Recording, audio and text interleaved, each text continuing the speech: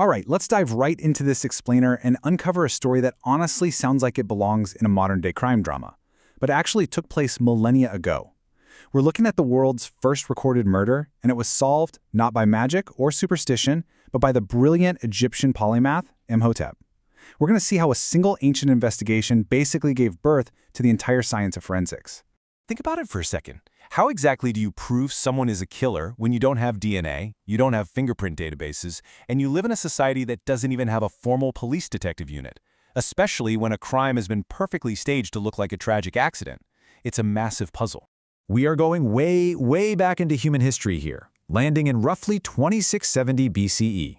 That is thousands of years before the Greeks pondered the cosmos, way before the Romans built their cobblestone roads, and nearly 4,500 years before modern detectives ever thought to dust a piece of glass for fingerprints.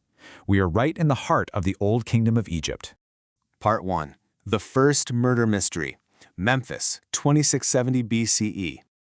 Picture the shimmering capital of the Old Kingdom. A high-ranking official named Lord Menkure, the high overseer of the royal granaries, is found dead. His ambitious young deputy, Nebamun, paints a very tragic picture of an industrial accident at the Step Pyramid construction site. According to him, a thick hemp rope holding a suspended 3-ton limestone block suddenly snapped at dusk, plummeting down and crushing Lord Menkure instantly. Case closed, right?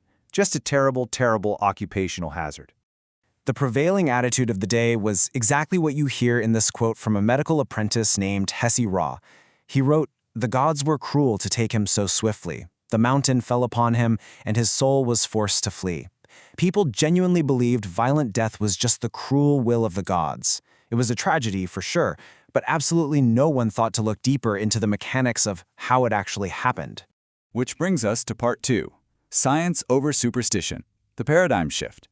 Now, back then, ancient medicine usually blamed ailments on vengeful spirits and treated them with chants and protective amulets. But the pharaoh's vizier, Imhotep, was completely different. His medicine focused on anatomy, empirical observation, and logical diagnosis. The guy was literally centuries ahead of his time. Imhotep operated under a guiding philosophy called Maat. He viewed the universe not as some chaotic playground of unpredictable spirits, but as a grand, ordered machine governed by truth, balance, and cosmic order.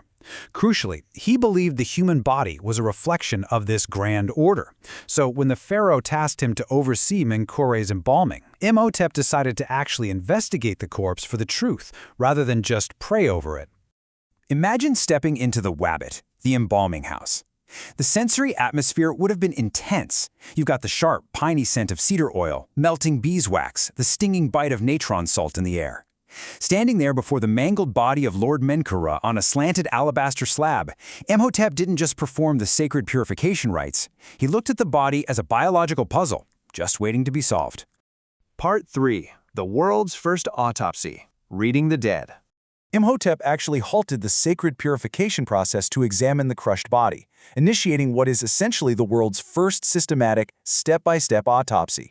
He didn't just glance at the catastrophic chest damage and call it a day. He commanded his apprentice to help roll the heavy body over. He observed the pooling of blood, inspected the tissue swelling at the wound, and even pried open the jaws to search the airways and throat. Through this process, he documented what we now call livor mortis. He noticed a deep purple bruising on the back of Menkure's calves and the base of his spine. Why is that huge? Because when the heart stops beating, gravity pulls the blood down. If Menkure had been trapped face down under a massive stone, like the deputy Nebamun claimed, all that blood would have pooled in his chest and face. The stains on his back definitively proved he died flat on his back and was moved hours later to stage the accident. Then, he makes this brilliant distinction between antemortem and postmortem trauma. Think about it. If a living man is crushed, his heart is still pumping wildly, forcing blood into the broken tissue, causing massive swelling and dark bleeding. But Imhotep saw Menkure's flesh was torn and shattered, with pale edges and almost no blood in the surrounding tissue. He was already cold and dead when that mountain of stone fell on him. So if the stone didn't kill him, what did?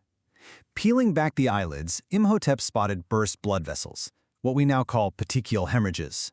These tiny, dark red dots in the whites of the eyes are a classic, telltale sign that Menkure had been deliberately deprived of the breath of life. To confirm this, Imhotep searched the dead man's throat and extracted a tiny cluster of fine linen threads mixed with goose down. He had been smothered. Part 4. Tracking the killer. The crime scene. With the whole accident theory officially busted, Imhotep used methods that are staggeringly modern to reconstruct the timeline. First, he examined the severed hemp rope at the quarry. Instead of being frayed entirely from tension, 3/4 of it was sliced perfectly smooth by a sharp blade. Then, he matched those bloody throat fibers from the autopsy to a torn, goose-down linen cushion in Menkure's own home study. Finally, digging through the granary ledgers in that same study, he found thousands of missing bushels of wheat. Nebamun, the deputy, was embezzling. Suddenly, the whole picture snaps into focus. The motive is clear. Menkure was a famously honest man. He'd audited his own department, found the missing grain, and was preparing to expose his corrupt deputy to the living god, the pharaoh, at dawn.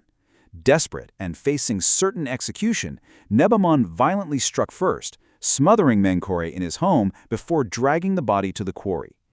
Part 5. The Silent Witness Speaks. The Trial.